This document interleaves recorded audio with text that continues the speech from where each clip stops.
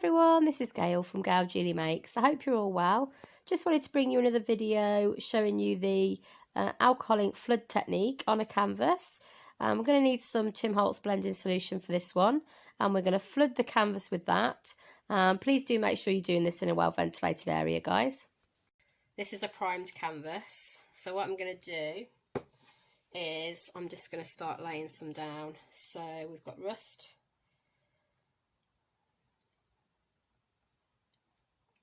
okay, and keep that moving because you can already see it starting to sink into some areas, can't you? Yeah, so keep that moving. Now we could bring in a bit of heat if we wanted to just move it around a little bit, but then that's going to dry it, so we're going to keep it moving. Yeah, so I'm just adding some more down, and then just while I can get my other colours on, I'm keeping it moving. So my next one was eggplant.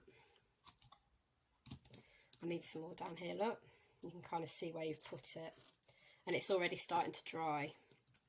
So the pressure is on, guys, the pressure is on. Okay, so some areas it is just going to sink in. It's not really, I think this is probably going to work better with the isopropyl, but we'll see what happens, we'll see what happens.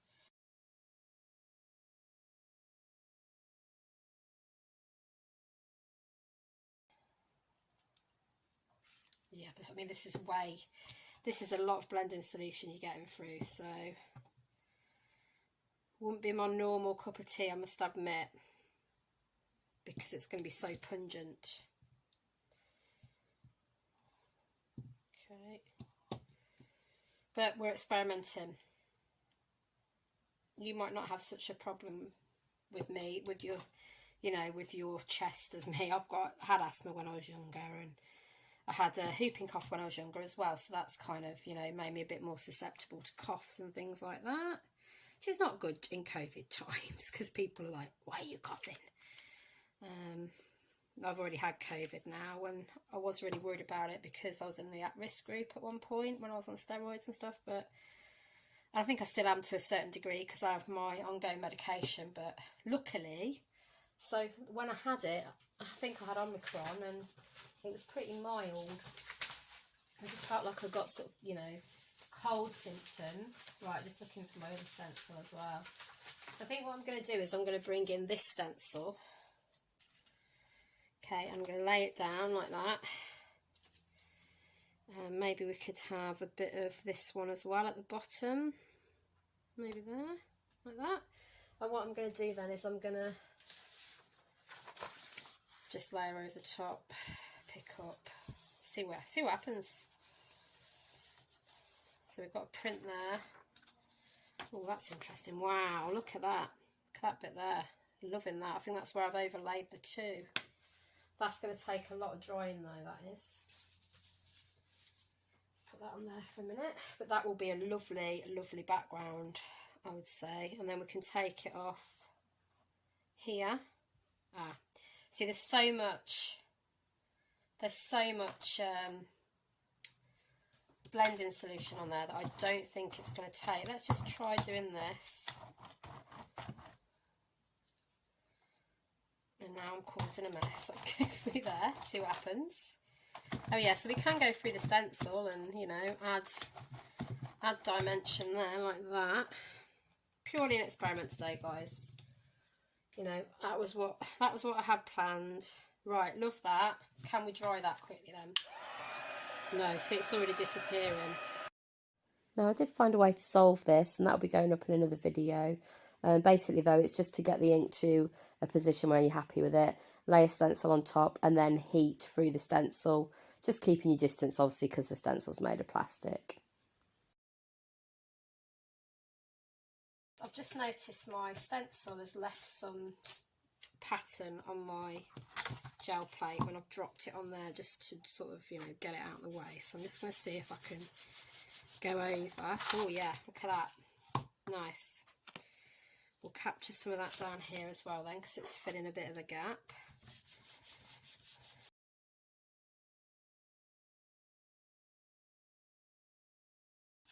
But I think it would be really nice having one of these Mucha images on. So what I'm going to do is get myself a paintbrush, bit of water on it, and just basically do a line. I'm going to get rid of those flowers. This just helps to tear the rice paper a little bit easier.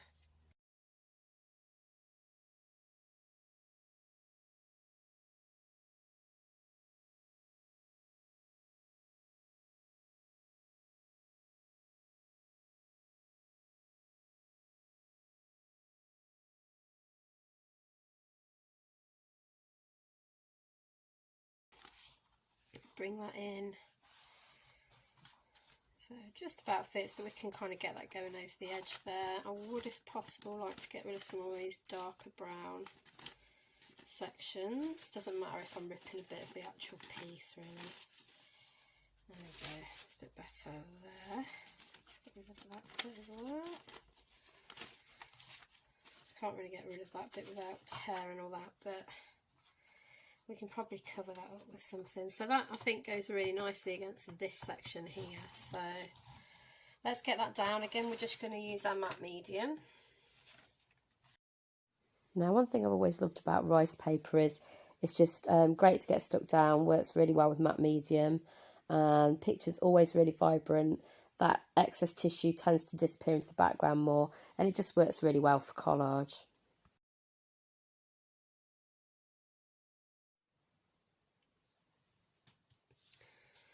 Okay, so next stage that I wanted to do was lay a stencil down. Now, a little bit of the video glitched, sorry, so I kind of missed this bit, but what I did was I got some Liquitex Heavy Body Payne's Grey, which is one of my favourite colours, and I've just got a stencil, well, the same stencil again, the Bare Branch Thicket that I've used, you know, previously in this piece. And I just put a little bit down on my mat and used a sponge basically just to dab through it. So I didn't want to go too dark. I wanted it fairly subtle, just to sort of like blend in with some of the purplish colours. So I've got, that's my effect that I've got at the moment. So I think that blends in quite nicely with these bits here. Now this side, I kind of feel like I maybe want to get a little bit more white back into this, because obviously I've got a bit of a white coming through here. What I would like to do is get some texture on there now. Okay, so I'm going to use the indigo blue super thick Slap It On. I've got this nice little Carabelle stencil, which is sort of illegible writing, so a bit like systemic writing. So I've got my spatula, a bit on the end of my spatula, and I'm just going to sort of drag the Slap It On through, just to sort of blend in. I don't want it the whole thing, I just want little sections of this sort of showing, and you know, just to get rid of that sort of sharper edge really of the rice paper. You can get different colour sort of texture paste, so you could always try using one of those if you know what colour you want. So you know, you can even get a white and just do that rather than using the clear like I am. So I'm just now trying to sort of blend in the writing as well a little bit with the flowers. If you get any on the edges, you can just give it a wipe, you know, straight off there with your finger. And you can also stencil around the edges as well, just to give yourself a nice finish. But I just thought I'd go in and try and use the subtlety of the writing to sort of almost look like the flowers. So I'm just adding more at the bottom there. I do go back in at the top and just try and go to the edge a little bit more, just so it sort of blends in nicely.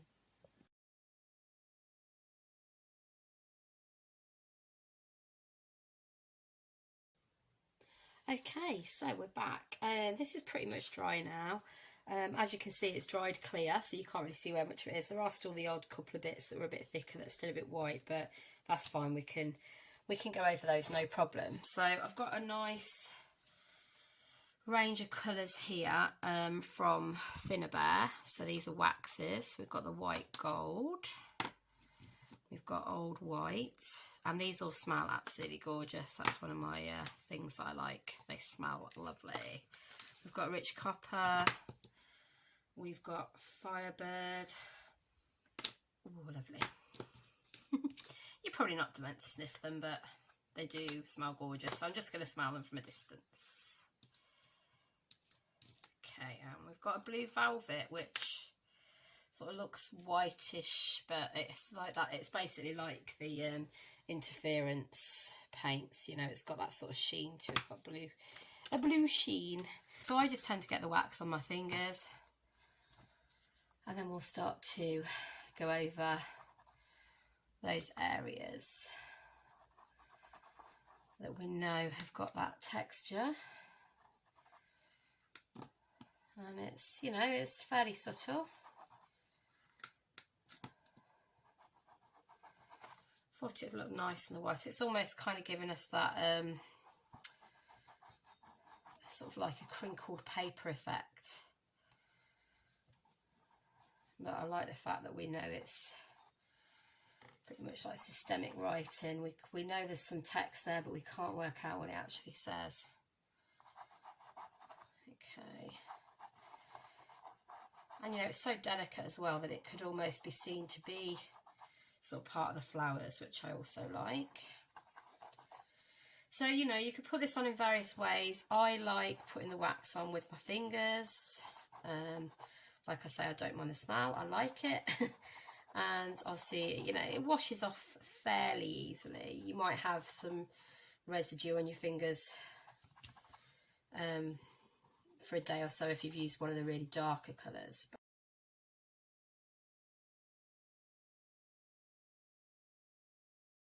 What I wanted with this piece really was to bring back some of that white that we've got kind of coming through here, so it's, you know, sort of balances out a little bit.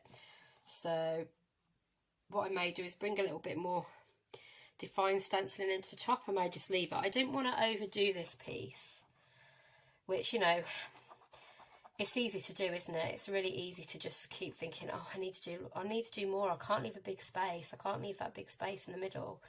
I am very much like that for white space as well. I kind of can be very much like, oh, I've got to put a colour on that, I've got to put a colour on that, but I love this. I don't think I want to put a colour on it, you know, I really like it. So that was what gave me the idea of balancing the other side, basically.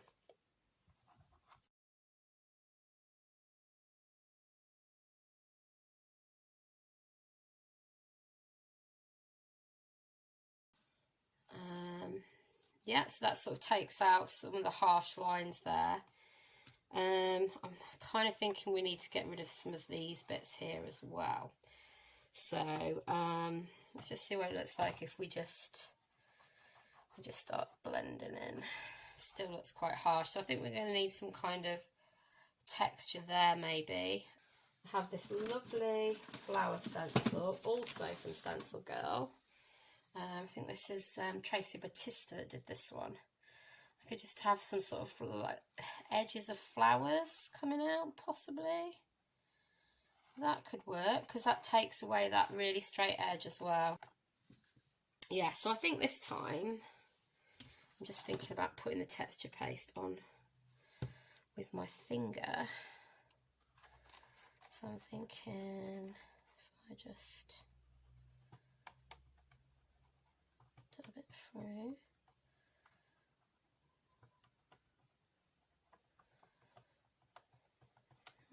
Just so it's a bit more, it's not such a thick layer. And then I can maybe control where it goes a little bit more.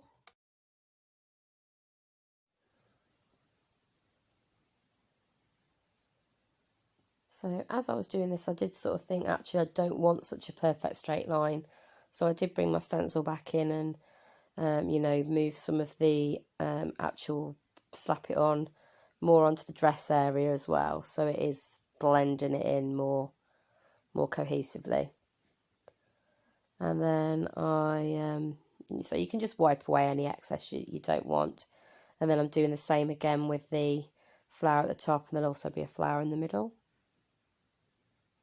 Did work really well actually, just using my finger to actually get the slap it on there. It did give it a thin layer, so you know it still was a texture when I used the wax over the top, but it wasn't quite so sort of obvious. So again, it gave the picture a different element. she's dry, more or less. I've still got a couple of those like sort of little white bits showing, but I never got the patience to wait for it to completely go clear. You know, it's just, it still works just as fine when it's about that stage. So what I'm going to do then is I'm going to go in with a little bit of the Firebird. Now this is quite a strong colour, so I'm going to go in easy at first. And this bit of the dress with the Firebird actually turned out to be one of my favourite pieces of the picture, favourite sections. Just worked really well. You know, the actual texture of the flower combining with the texture on the dress, and the colour, just the way it continued out, was beautiful. This is sort of like that sort of purplish tone. That was the eggplant, a lot of that area. So what I'm going to do, obviously I'll use a different finger. I'm going to go for that blue velvet, and we'll just see. Oh, I've got glue on that finger. That felt weird. I've got glue there. And we're just going to put some of this over the top. And can you see, I don't know if you can see, it's not coming out completely white. It's kind of is coming out as that sort of iridescent blue, which is lovely.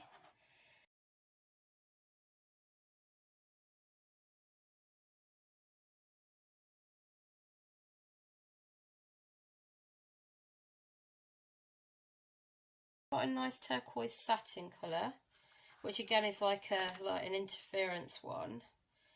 So I think I'm going to have a go at using this at the top here, but again it's not going to stand out very much.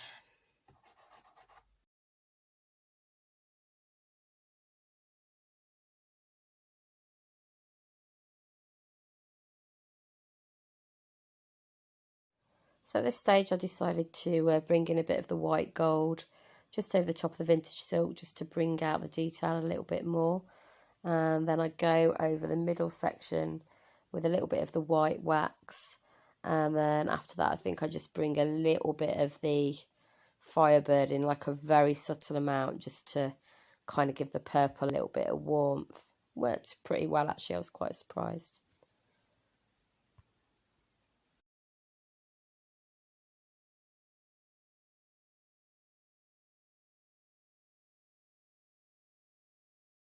And I love this area here. I could just see that colour in the camera then, that sort of patina colour, gorgeous.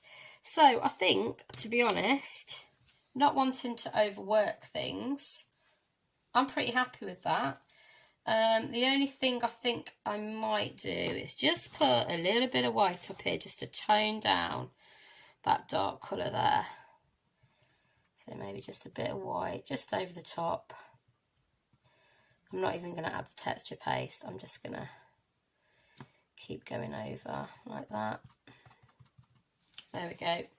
Just gets rid of the harshness of it, and then probably just a bit more, get a bit more back over this side, so I'm trying to get rid of that dark colour underneath. Just blend it in a little bit more. There we go. So this is the sort of thing you can do, just pick up, just find areas that you're not quite as happy with and just re-go over them. There we go. Okay. And we've got a nice textured piece now. So we've got still a lot of that nice alcohol ink work. I didn't want to lose this, so I've left that. And what I would probably do now, I'm not going to finish it off that way for you because it will take forever. I'll probably go across the sides with the texture paste and just put a colour over the top. That's what I've done with previous work. And so literally I would just get the side up like that, get a stencil on the edge, run my palette knife over it, and then, you know, do the same for each edge, wait for it to dry, colour it in again with the waxes. And then also I would probably just spray it with some like Mod Podge varnish or something like that, just because the colours of the alcohol ink will probably fade on there, because they tend to, on alcohol inks do tend to fade, so I don't want to lose that colour. But I do love the waxes, absolutely love the colour of the waxes coming through, and the way it's kind of continued on from the dress. I think that looks really nice. So anyway, I hope you've enjoyed this piece. part alcohol ink experiment, and you know, moving on to a mixed media piece. I do love doing work with rice papers. If you can find yourself a really nice one, Mucha obviously lends itself to beautiful pictures anyway. So I've done work on that in the past. I'll flash up a picture of a picture that I did a couple of years ago for my parents' anniversary with a nice Mucha picture. Well, in fact, it was this one. And then I've got a couple of others I can put up as well to show you some more mixed media pieces. So I do hope you've liked it, and if you have, can you please give the video a like for me, because that helps spread it around YouTube a bit more.